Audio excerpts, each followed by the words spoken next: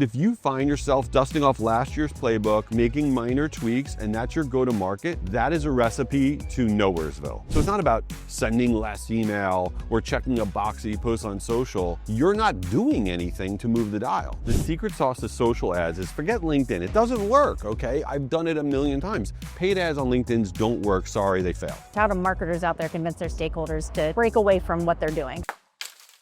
On the trade show floor. Here we are. And here with Jay Schwedelson. Nailed it. I nailed it. Okay, Nailed great. it. I get to continue the conversation. Why not? I'm super excited to have a conversation with you, and I'd like to kind of kick it off for our viewers. Tell us a little bit about your backstory. What brought you to the trade show here today, and how did you get there? Yeah, I was not in the event world until very recently, so I come at this from a very kind of, I don't want to say fresh angle or whatever.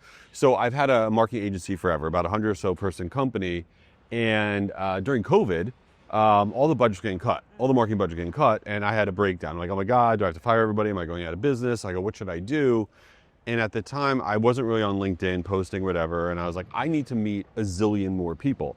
So what I did was I started posting like a doofus, all this stuff, and I'm like, you know what, I'm gonna put on a virtual conference. That way I can meet a lot of people about marketing, and I'm just gonna do it differently, make it fun, whatever. And we did that. We launched our first conference called Guru Conference, and it did really well because it was just complete chaos. And we had like 15,000 people, and I was like, ooh. And then my agency survived COVID, great, we're still in business, yay. And so now I wear this two-headed monster where in my agency, we work with actually a lot of events, about 150 events a year, helping them to drive their in-person net new reg. And now I have this other business where we're putting on tons of these giant virtual conferences, and we just did one called Eventastic, which had 13,000 event people at it, because what I learned about the event world, and this is no offense to the event world, that a lot of things are kind of stuck in the past a little bit. Sure. So we're trying now to, with our Eventastic, to show people you could do things differently. So got these events, I help events drive reg, we do all this craziness. That's my world. Well, I mean, I think it's interesting you say this two-headed monster, right? You have this kind of traditional marketing mindset, this event marketing mindset. Right. I'd love to dive into what do people get wrong? I mean, you talked a little bit about the fact that the event marketing world is kind of sometimes getting things wrong. What are those things? Unfortunately, I think a lot of people just follow routine. Okay, our event's coming up. We got to get out early bird. Let's announce our keynote. Let's do the hotel, blah, blah, blah. And you have this like list, and you're checking the box, putting it on social. We're sending out our emails.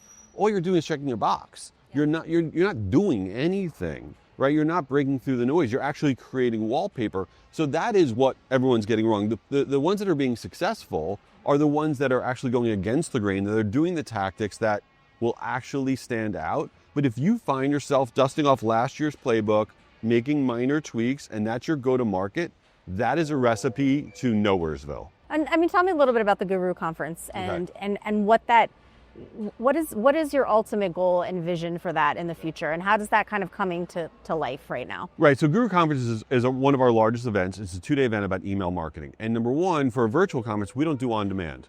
We created something called earned on-demand. So if you don't show up for 1 hour, you don't get the on-demand link. Wow. Because the playbook is, everything should be available for everybody. Why? Okay, I don't agree with that. And then we also try to make it fun. We always have a theme. So this year's theme is 90s versus 2000s, and we have Nicole Kidman keynoting, but we're also doing a dance contest, for example, to 90s, 2000s music, and Lance Bass is the judge from NSYNC. We have a karaoke contest with Nick Lachey judging. We're doing Guinness World Records. We're gonna break the air guitar record with Flavor Flav.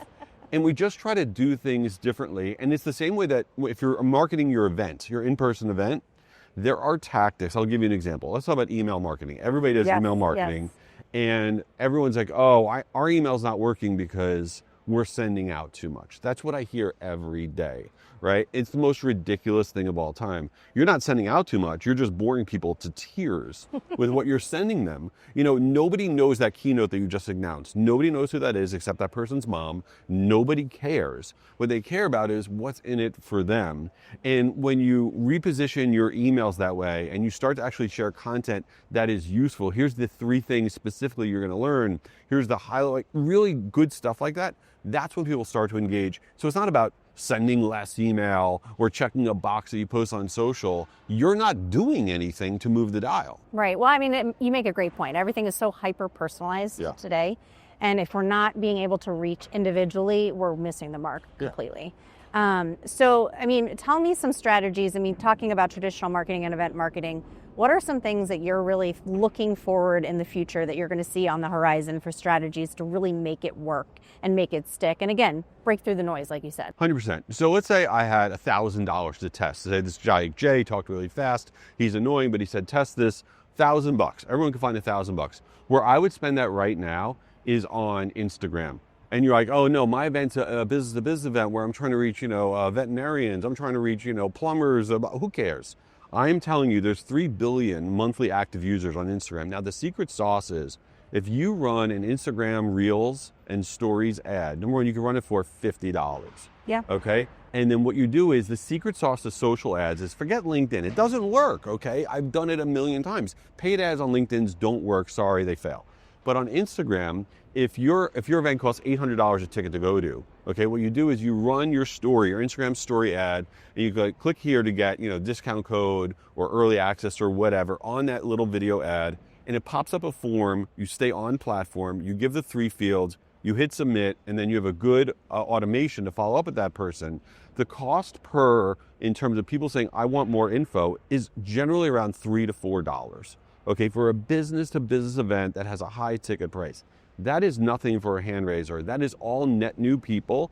And anything that you're doing on paid social, as long as you keep them on platform, you're not trying to get them to leave, that is secret sauce stuff that works so well right now. And so many events, in-person events, are sleeping on it because they think, oh, that's not where my people are. The entire planet is there. Yeah. Right? You make such a valid point because I think constantly as marketers, we're thinking, how's this going to convert to get them to my website, to generate a lead? We're always thinking about that funnel, right? Yes. And I think that on-platform piece is really something that we have to think about. And I think, too, with that LinkedIn perspective, yes, LinkedIn is the B2B space, but again, it's not working all the time. It's very expensive. And it's very expensive, and there's a lot there. There's a lot of noise there, and people are not going there to really get the value that I think that they're really getting out. So I would double down about staying on platform because you always want to think about the experience the person's having. You're 100% right. When you're on Instagram, the most annoying thing in the world is taking off platform to do whatever the random thing the person wants you to do. Right. Nobody wants to do that.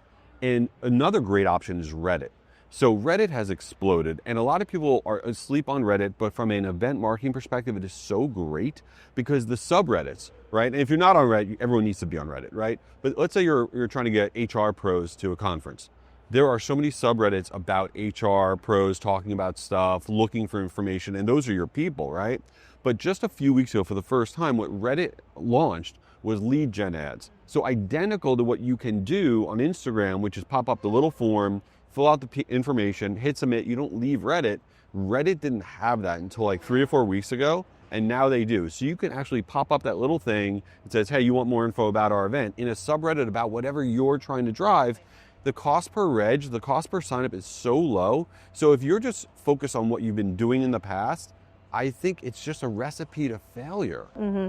Well, I think it's a good point. Again, going back to what we talked about, that hyper-personalization. You can't get any more hyper-personal than the subreddits of the specific people that work in a specific area in their niche, market. And so I think it's important that we as marketers start thinking outside of the traditional norms. Yes. And really think about what is going to come and drive people to be interested in whatever you're trying to market, right? Yeah. The other thing, too, I wanted to just touch on now that you talked about Reddit is YouTube, because I think we've seen an explosion, too, in YouTube being this place of people are going to learn, people are going to, get reviews, people are going to understand really niche specific things. Yeah. How are you seeing that kind of filter in? Are you seeing that impact at all? YouTube is critical, but here's the giant mistake that event marketers are making that everybody's making. Yeah. What they're doing is they're making a video content elsewhere, and they go, oh, let's post that on YouTube. Right? It is the secondary thought. We've made video, YouTube's about video, let's post it there.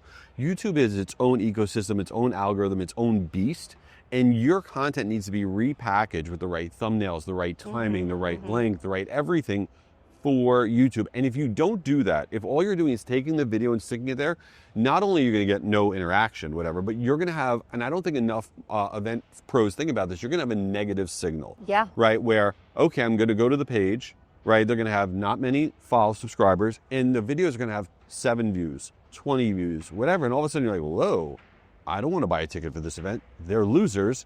They have no views, right? And so you need to play the game there. And if you're not going to play it right, don't play it at all. It's the same idea about like company pages on LinkedIn. if you're not posting there aggressively and you're not building that up, it's a negative signal. It's not always about what did you generate, what positivity did you have. Are you creating a negative signal with what you're putting out there? So how do you evaluate success? Taking all of these things into account, all of these kind of areas where you need to break through the noise. Yeah. What is your recipe, your secret sauce for success that you would say to any traditional marketer, event marketer, anyone in marketing? Try not to just follow the same thing that you've always been doing. I think that that's always the pause. It's always where, okay, what did we do last year? And then we look at it and say, we're basically doing the same thing this year. If that is what you're doing, you need to stop. And you need to say, okay, and you need to have a test mentality. If internally there's no test mentality, that's terrible. And the other big thing is I hate never do's, right? I'll give you an example. What works incredibly well to grow your database? Because I don't care what event you are, I would say 30 to 50% of everybody's in-person registrations are net new every year. That's a huge number. And you have to grow your database. So one of the tactics that works so well are pop-ups on your site. Somebody comes to your site, pops something up, hey, sign up for our newsletter, get blah, blah, blah discount for the event, whatever. Now people say, I don't like pop-ups. I find them personally annoying. I hate them. We would never do that. But you get over 5% reg on that pop-up form, okay, for first-time visitors, as opposed to those visitors come to your site and you have nothing to show for it, they just leave. So it doesn't matter if you don't like them. You're not losing registration. Someone's like, oh my God, I saw a pop-up. I'm not registering for the event. They click the X, they move on. Right. So you need to do things that are against the grain, against your own, just what you believe, because we need to win. Right. So and if you don't have that mentality internally, then you're not going to win. Yeah, and I think it's you hit on an interesting, I think, constantly testing what's working and what's not working. And you're not always testing, you're failing, frankly. Every time you hit send on email, every single one, you need to be testing something. The subject line, the pre-header, the call to action buttons, the timing, send it out on a weekend. If you're not testing something, you're wasting the exposure, you're wasting time, and you don't have time to waste. No, I think it's spot on, and I think, we as marketers sometimes get stuck again in that same kind of rinse and repeat mentality. We also have pressure from above, right? Our stakeholders sometimes think that, well, it worked last year, it's going to work next year, right? So why are we going to change things up? Why are we going to shake things up? So I would love to hear from you, especially me, knowing that I have people I answer to above. What should I tell them the value is in kind of pushing against the norm? How do I convince our stakeholders, how do marketers out there convince their stakeholders to break away from what they're doing? It's a great question, because when you go and say, hey, we want to test this, when they hear test, the higher up's like, ooh, that's a roll of the dice. We can't do a roll of the dice. We don't know if it's going to work. So what we like to encourage is this idea of a 10% laboratory. Say, listen, I want 10% of the database. I want 10% where I could be testing things, and then you are testing things. And whatever the winners are, you're showing real quantifiable metrics, saying, now I want to take this to the bigger population and roll it out. And it allows you to have this environment where you can try stuff and fail and not be nervous about that, because if you go and you try to win the day on one test overall and it doesn't go well, that's it. Your credibility as a marketing department is shot. You can't go back to it again, and you don't want to just get lucky that it works, because tests usually don't work, right? And you need that in your overall business, it needs to be a vibe. If it's not a vibe, that's unhealthy. You can't get 10%. So that's really important. All right. Well, I like how you wrapped it up. It's all about the vibes, right? Vibe. It sounds like it's going to be a vibe at your conference. Yes. I hope we can make it, because I think it would be Google so conference. fun. It's free. You've convinced me. So I really appreciate you taking the time to chat with us today. And before we end this, the way we like to close this, we are Event Planner Confessions, right? So I'd love to kick it over to you to hear maybe a confession moment of something that you just are dying to share that has happened at maybe one of your conferences or events or in your personal world. I will tell you, I was at a conference not too long ago, and I ghost people for dinner. Like, oh, you want to go to dinner? I lie and I say I have plans, and I sit in my room and I watch reality TV. I'm glad you're not the only one. Oh, yeah. And so I ordered room service, ordered a cheeseburger. It was fantastic. And I ate it, though, and I was just in my boxer briefs. No shirt, no nothing. And it was still one of these places where they wheel the cart in, which is very rare now. So what happened was, and I was in the conference hotel. It was a big conference. I wheel the thing out into the hallway, and then all of a sudden, I hear the door slam behind me. And now I'm in the hallway, boxer briefs. That's it, with my empty cheeseburger plate. I don't know why, but I knock on the door, which was a very weird moment, because nobody was in there. No one's there. And then I had to go in the elevator, march downstairs, see everybody from the conference. and walk right up to the front desk. And I'll never forget what the guy says to me. I'm wearing nothing, boxer briefs. Everyone's looking at me. I did a session that day, so everyone saw me. And the guy goes, "How can I help you?" And I'm like, bro, how can you help me? I'm not like a lunatic. I need to get a key to my room. I have no ID. You better not ask me for it.